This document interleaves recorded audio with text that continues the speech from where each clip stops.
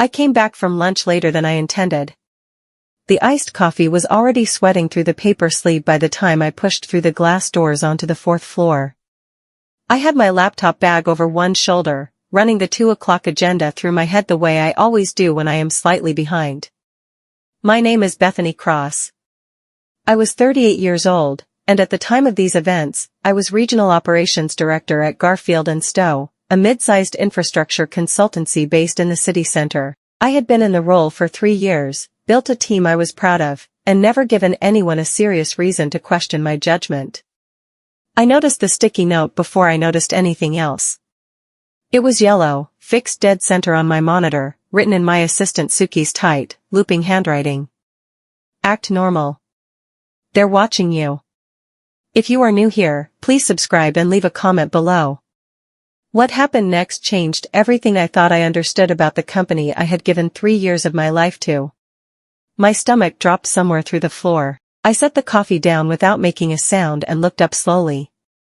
2 men I had never seen before were standing beside the Human Resources Director at the far wall, all 3 of them too carefully studying the framed company awards on the display board. Suki was at her desk with her head down. She did not look at me. Then I noticed that my office computer was already unlocked. I sat down. That was all I could do. I pulled out my chair, opened my laptop, and began scrolling through emails I could not absorb a single word of. My hands were steady, which surprised me. The rest of me was not. Suki appeared at my office door a few minutes later with a notepad in hand and the professional half-smile she reserves for conversations that might be overheard. Just confirming your 4 o'clock has moved to Thursday, she said. That works, I said. She stepped inside and placed the notepad on the edge of my desk as though consulting a scheduling note. I glanced down. Along the bottom of the page, in her small even letters, she had written a single line. Don't access the Gresham files. I kept my face completely still. I had no idea what the Gresham files were. I managed the operations side of the business, contracts, regional staffing, and compliance oversight. Gresham sat somewhere in procurement, if I recalled correctly. It had nothing to do with my division. Which made the warning stranger, not less frightening. Thanks, I said quietly, and Suki gave a small nod and moved to leave. She was almost through the doorway when the Human Resources Director appeared behind her, a woman named Patricia Hollis, someone I had always found professionally pleasant, who was at that particular moment smiling in a way that did not reach her eyes at all. Bethany, she said warmly. Do you have a few minutes to spare? I told Patricia I had all the time she needed, which was not true, and followed her to the small meeting room at the end of the corridor. She sat across from me and explained that the firm had commissioned an internal compliance review.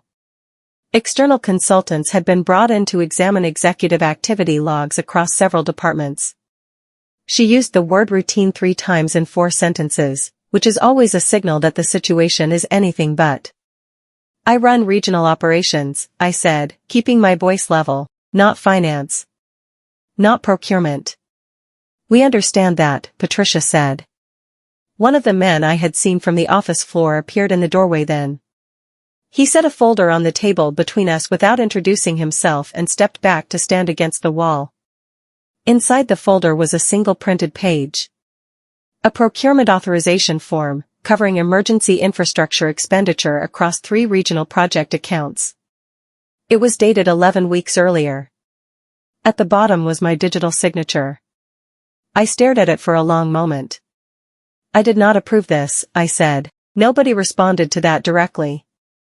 The consultant retrieved the folder, thanked me for my time, and informed me that someone would follow up shortly. Patricia walked me back to my office with the same careful warmth she had maintained throughout. I sat back down at my desk and went methodically through every regional decision I had made over the previous 3 months. I had not authorized emergency procurement. I had not touched those accounts. That signature was mine. I had never written it. At 2:30, I excused myself and walked to the restroom at the far end of the building, as far as I could get from the consultants, from Patricia Hollis, from anyone paying close attention to where I went. Suki was already there. She was standing at the sink with the tap running, not washing her hands, just letting the water run as cover. When I pushed the door open, she stepped past me and locked it. "I overheard them this morning," she said quietly. "Before you came back from lunch, two of the senior directors were in the second-floor conference room with the door not pulled fully shut. She told me the regulatory inspection was scheduled for the following week. Someone needed to be seen as accountable before it began. A name had been needed, someone with enough seniority that the authorization would appear credible, and enough professional standing that placing blame on them would hold. They accessed your login credentials remotely," Suki said. "3 nights ago, after midnight. That part one I'm certain of." "Who was it?" She shook her head. She did not know that part. "Did they say anything else?" I asked. She looked at me steadily. "One of them said you were the right choice because you worked too hard to see it coming." She paused for a moment. "I am sorry, Bethany. I did not know how to warn you except that way." The tap kept running. I stared at my own reflection in the mirror above the basin. An ordinary Tuesday. That was what this morning had been. That evening I stayed late to review the form. Patricia had forwarded me a copy through the formal compliance channel, which meant they wanted me to know exactly what they had. I opened it at my desk after the floor had emptied and read through every line. The contractor listed in the approval was a firm called Arcside Solutions. I had never worked with them. I had never heard the name spoken in a meeting or seen it in any document that had crossed my desk. The approval had authorized emergency payments totaling just over £300,000 across 2 regional project codes. Both project codes were mine. The digital signature at the bottom was a precise replication of my actual signature, not a scan, not a rough copy, but the specific stroke pattern I used when signing electronically. The kind of reproduction that requires either access to multiple genuine samples or significant technical effort. I was still reading when my system access was revoked. Not slowly. Not with a warning. One moment I was logged in, the next the screen had locked and a gray dialog box had appeared informing me that my user session had been suspended pending review. I tried my security badge on the corridor scanner out of instinct. The indicator light stayed red. I stood in the empty office holding a badge that no longer worked, in a building where I was still technically employed, and understood for the first time that this had already been decided long before I walked back through those glass doors with my iced coffee. The following morning I was asked to attend what Patricia described as a preliminary review session. It was held in the glass-walled conference room on the 3rd floor, the one visible from every desk on that side of the building, which I did not think was an accident. 2 external consultants were present, along with a man from the firm's legal team I had never previously met, who introduced himself and then said nothing further for the best part of an hour. The session lasted 2 hours and 50 minutes. They asked about my workload over the past 6 months. They asked whether I had experienced significant personal stress recently. They asked, in carefully neutral language, whether I had felt overwhelmed at any point during the previous quarter. They asked whether I had ever made decisions under time pressure that I later needed to review. I answered everything calmly and factually. I told them my workload was managed. I told them I was not in the habit of making decisions I could not later stand behind. Then one of the consultants looked at his notes and asked, without particular emphasis, how my divorce had affected my working patterns over the past year. I sat very still. My divorce had been finalized 14 months earlier. I had told no one at Garfield and Stowe. I had not listed it on any internal form, mentioned it in any professional conversation, or referenced it in any written correspondence. Where did that information come from? I asked. Nobody answered. That was the moment I understood exactly what kind of session this was. Suki was not at her desk when I passed through the office after the session ended. She messaged me at 6 o'clock that evening, just as I was collecting my coat to leave. The message said only, parking garage. Level 2. I found her beside a concrete pillar near the stairwell, still in her work coat, with a small flash drive held in her palm. She held it out before I could say a word. I copied email backups 3 days ago, she said. from the internal server I have access to through the admin system. I noticed executives were deleting correspondence connected to your department from a shared folder I can technically see but am not supposed to be able to read. Suki. Someone searched my desk today, she said. While I was at lunch. I leave a specific item in a specific position, and it has been moved. I took the drive. She told me the deletions were linked to accounts within my division, and that the emails dated back further than she had expected, months, not weeks. She had not read all of them. She had copied what she could and stopped before anyone noticed the access. Be careful going home, she said. I did not understand what she meant until I was already on the main road. A dark-colored SUV pulled out 2 vehicles behind me at the car park exit. It stayed 2 vehicles behind for the full 40-minute journey to my flat, made every turn I made, and was still there when I pulled into my road. I did not sleep properly that night. I waited until midnight before I opened the flash drive, using my personal laptop, a machine that had never touched the company network. I made a copy of the full contents before opening a single file. The emails had not been heavily encrypted. They read with the casual confidence of people who believed they were working inside a system only they could access. The correspondence between 3 senior executives discussed what they called a containment strategy and referred more than once to external exposure risk. One message stated plainly that if Cross cooperated without resistance, the matter could be handled as an internal administrative finding. I stared at my own surname in that sentence for a long time. A separate attachment was a spreadsheet. It mapped payments routed through emergency infrastructure contracts over the previous 18 months. The figures were not in the hundreds of thousands, they were in the millions, distributed across shell contractor accounts in carefully timed intervals designed to avoid triggering standard financial thresholds. I worked through the approvals column line by line. Most entries were attributed to senior executives whose names I recognized. But the column covering the most recent cluster of transactions, the ones directly adjacent to the forged authorization bearing my signature, was attributed to an executive I did not know merely as a name on a form. I knew him as the person who had first given me the chance to prove what I was capable of. The name in the column was Victor Blaine. Victor Blaine had promoted me 5 years earlier, when I was a mid-level project manager and nobody in that building was taking me particularly seriously. He had reviewed my work, called me into his office, and offered me a position 2 levels above where I was sitting. I had trusted his judgment ever since. I sent him a message that evening asking to meet privately. He replied within the hour and named a cafe near the railway station for the following morning. He was already there when I arrived. He looked older than I remembered from our last meeting 6 weeks before, hollowed out in a way that had nothing to do with the hour. His coffee was untouched. I set my phone face down on the table and told him what I had found. He listened without interrupting. Then he looked past me at the street through the window for a long moment. You need to stop this, he said. His voice was even and deliberate, the way it becomes when he is holding something tightly in check.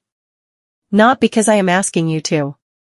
Because the people involved do not respond proportionately. What are they involved in? I asked. He looked at me directly.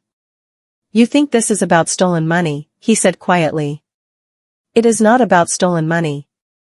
It is about who controls this company after next quarter. He picked up his coat and stood. Victor. He walked out before I could finish the sentence. I drove home from the cafe, watching the mirrors the entire way. No SUV this time. That did not make me feel safer. It made me wonder whether whoever had followed me the night before had decided they no longer needed to. My flat was exactly as I had left it. The kitchen, the hallway, the sitting room, all of it appeared undisturbed. I stood in the entrance and did a slow visual check of what I could see from the door. Then I went to my home office. The desk drawer was not fully closed. I always close it completely. It is one of those small, consistent habits I have kept for years without thinking. The drawer goes in until it clicks. It had not clicked. It sat open by approximately 2 centimeters.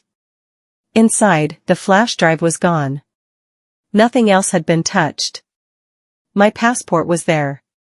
My spare keys were there. The cash I kept in an envelope for emergencies was untouched. Whoever had been inside my home had taken only the one thing they had come specifically to collect. I stood completely still. Then the indicator light on my laptop camera turned on. I had not touched the laptop. It was closed on the desk exactly as I had left it that morning. The small green LED that only illuminates when the camera is actively recording glowed steadily for approximately 4 seconds, and then went dark. I did not move for a very long time after that. Someone wanted me to understand that knowing was not the same as being safe. I spent the following day working from home. Patricia had confirmed by email that remote working was permissible during the review period. I sat at my kitchen table with tea I forgot to drink and tried to think clearly about who in that building I could still reach without putting them in Suki's position. The answer was nobody I could approach directly.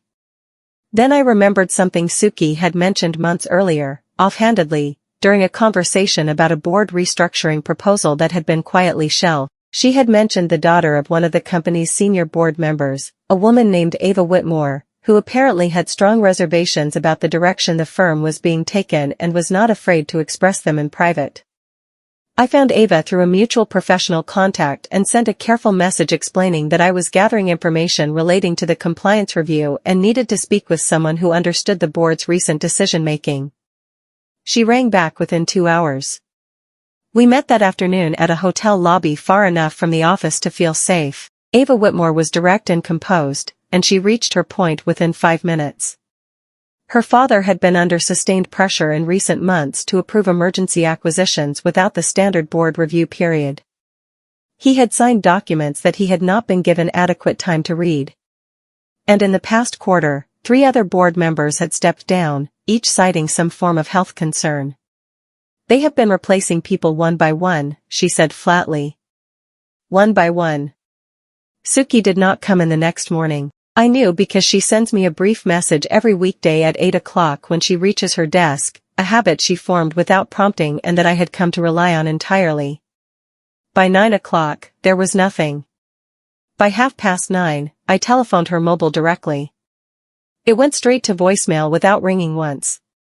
At 10 o'clock, I received a brief email from Patricia Hollis informing me that Suki had resigned the previous evening unexpectedly, effective immediately, citing personal reasons. The email wished her well and confirmed that a temporary administrator would cover her responsibilities.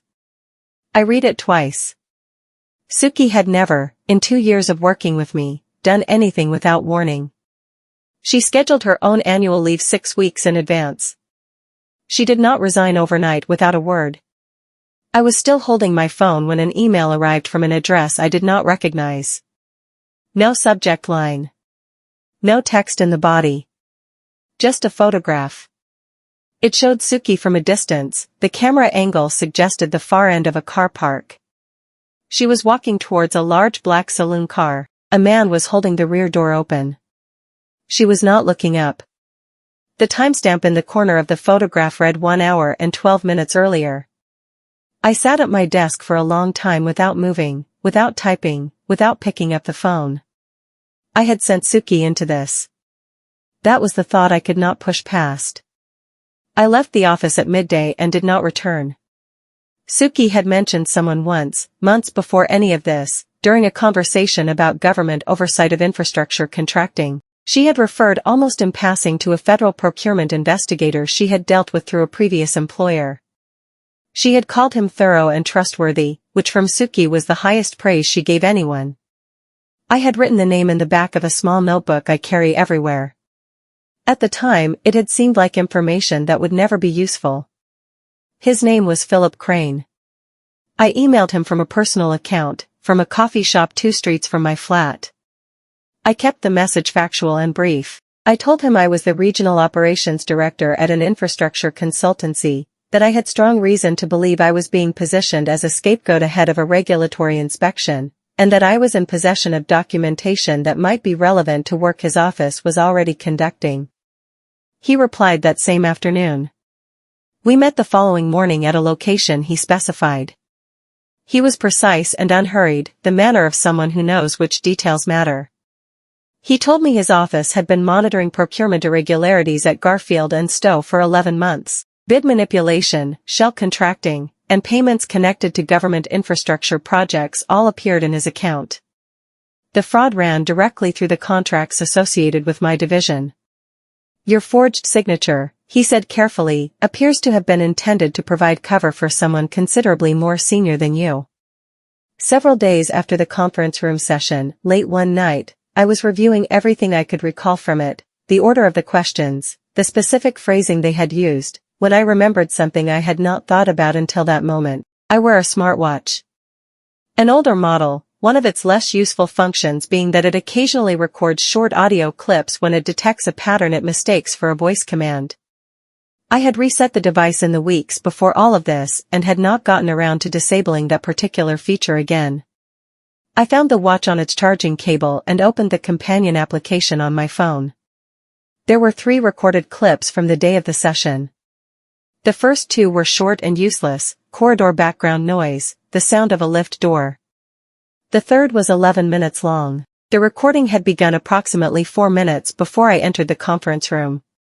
I turned the volume to its highest and listened. 2 male voices. I recognized one as belonging to the man from the firm's legal team. The first voice said, "She is considerably cleaner than the others. That is why she is useful." The second voice replied, "Then the priority is her credibility.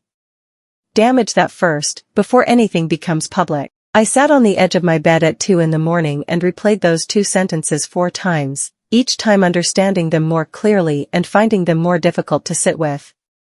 Then I saved the audio file to 3 separate locations. The article appeared on a Tuesday.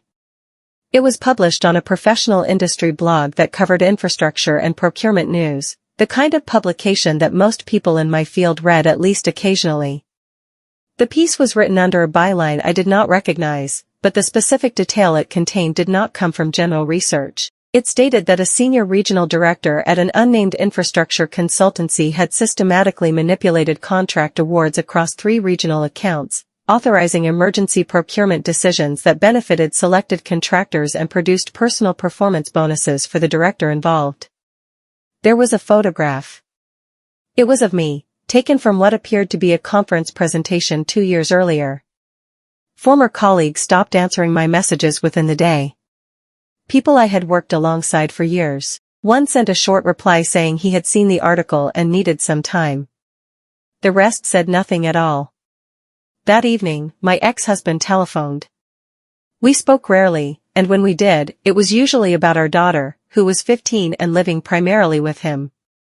He told me she had seen the article shared in a group conversation at school that afternoon and had not been able to concentrate for the rest of the day. I sat in my kitchen after the call with my phone face down on the table. I had managed, up to that moment, to maintain a kind of cold, deliberate focus, the kind that holds you together when falling apart is not an option. That evening was the first time I let myself come apart entirely. Victor Blaine came to my flat at 10:30 on a Wednesday night. He knocked rather than rang the doorbell, which told me he had considered whether to be heard. I let him in without a word and he sat at the kitchen table without being asked, in the way of someone who has spent a long time deciding to do something and has finally arrived at the point of no return. He told me everything. He had become aware of irregular payments routed through infrastructure contracts 4 years earlier. At the time, he had been told they were temporary, short-term arrangements to manage liquidity gaps in projects that could not tolerate delays. He had not reported them because he had believed the people who told him they would stop. They had not stopped. Over the following years, the arrangement grew from a small cluster of irregular transfers into a structured system involving executives, external consultants, and individuals connected to government contracting. Victor had found himself too far inside it to step out cleanly, and too aware of what that would cost him. He had tried to keep my name away from any account that touched the arrangement directly. It was not enough, he said, and he said it without making an excuse of it. He reached into the inner pocket of his jacket and set a folded piece of paper on the table in front of me. It was a printed ledger page, figures, dates, project codes, and contractor names. Alongside several entries were handwritten initials. Precise. Deliberate. These are the names, he said quietly. 2 days later, a notice circulated through the company's executive communication channel. An emergency leadership meeting had been scheduled for the following Thursday morning at 9 o'clock, to be held at the main headquarters. The stated agenda was leadership restructuring ahead of the regulatory inspection. It was marked as mandatory for all executive-level staff. Philip Crane telephoned me the evening before the notice arrived, earlier than I had been expecting. He told me the meeting was almost certainly intended as the moment a formal finding would be recorded against me, minuted and entered into the company's internal record before the regulatory team arrived. Once it was on the formal record, it would be significantly harder to address. "They are expecting you not to come," he said. "Or to arrive and say nothing." I did neither. I arrived at headquarters at 8:45 with Victor's ledger page in a folder and the smartwatch audio files transferred onto a flash drive. I signed in at reception using my name and access code. My building credentials had not been removed from the system, they had not thought to check. The conference room fell quiet when I walked through the door. 10 executives were seated around the table. 3 board members were present. The external consultants occupied one wall. Patricia Hollis was positioned near the exit. I set my bag on the table, took out my laptop, and connected it to the room's presentation screen without asking anyone's permission. Nobody moved to stop me in time. I opened the first file. It was a timeline, a visual I had built the previous night using the email correspondence from Suki's flash drive, the ledger entries from Victor, and the transaction records Philip Crane had confirmed against his own documentation. It covered 31 months of payments, mapped against project codes, contractor names, and the authorization signatures attached to each. I walked through it without rushing. 2 executives spoke over me before the second slide. I kept talking. A third stood up and said this was not the appropriate forum. I told him calmly that if he wished to discuss appropriate forums, he was welcome to do that with the people shortly arriving. A board member I recognized asked me to continue. I played the smartwatch recording. The room was entirely silent throughout both sentences.